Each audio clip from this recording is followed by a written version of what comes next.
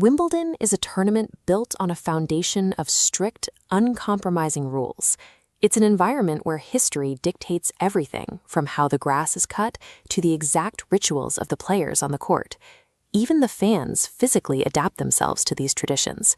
Thousands voluntarily sleep in tents, lining up behind green barriers as early as 2 in the morning to join the legendary Wimbledon queue. But recently, visitors have started hacking this grueling wait. Instead of relying on the first morning subway trains, fans are consulting ChatGPT for arrival strategies and hopping on electric Lime rental bikes to beat the rush. Yet, of all the traditions on the grounds, the most famous and the most strictly enforced is the player dress code. Every competitor must wear completely white clothing. This creates a fascinating tension. When you take a highly individualistic modern athlete and legally mandate that they look exactly like their opponent, how do they express themselves? On opening day, Naomi Osaka answered that question. As she stepped onto the grass, the crowd's anticipation was palpable. She didn't arrive in standard athletic gear. She walked out in a spectacular floor-length ruffled gown that immediately commanded attention. Looking closely at the fabric, you can see intricate embroidery depicting cranes and cherry blossoms. It looked like high fashion, but Osaka had found a brilliant loophole. Because every thread, ruffle, and stitch was completely white, she was breaking absolutely zero official tournament rules. By surrendering to the rigid all-white mandate, Osaka forced the focus onto the textures and cultural silhouette of the garment.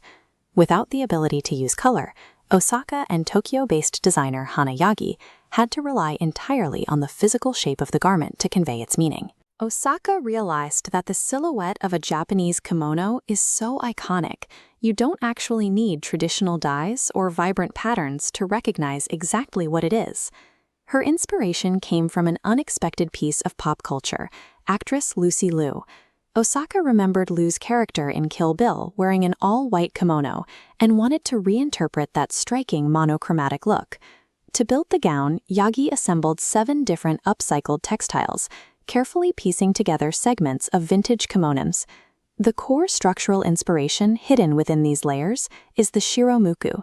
This is a highly traditional, voluminous Japanese wedding dress, known for its heavy, ceremonial weight and stark white color. To anchor the look, Osaka added smaller, historically accurate details, like a kanzashi, a traditional Japanese floral hair ornament usually made from intricately folded fabric. This entire outer layer was designed strictly for ceremony. It was built to completely envelop the athlete in her cultural history for those few quiet minutes before the match.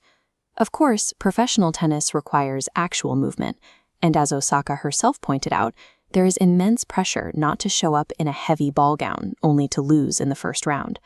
So right before warm-ups, she physically shed the heavy outer fabric to reveal the functional, competition-ready layer underneath. Under the gown was a custom Nike performance dress, decorated with 7 distinct 3D floral motifs, each featuring a bejeweled center. The architecture of these functional cutouts is rooted in kirigami, the traditional Japanese art of folding and cutting paper to create complex geometric designs. Yagi designed the 2 garments to flow into each other, framing the ceremony and the competition as connected chapters of a single story. Once the layers were shed, Osaka handled her business on the grass, facing off against France's Elsa Jacquemeau in the opening round.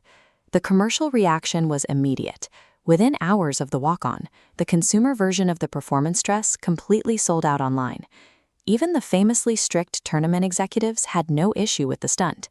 They officially noted they were entirely relaxed about the dress, proving that rigorous sporting tradition and deep cultural identity can peacefully coexist.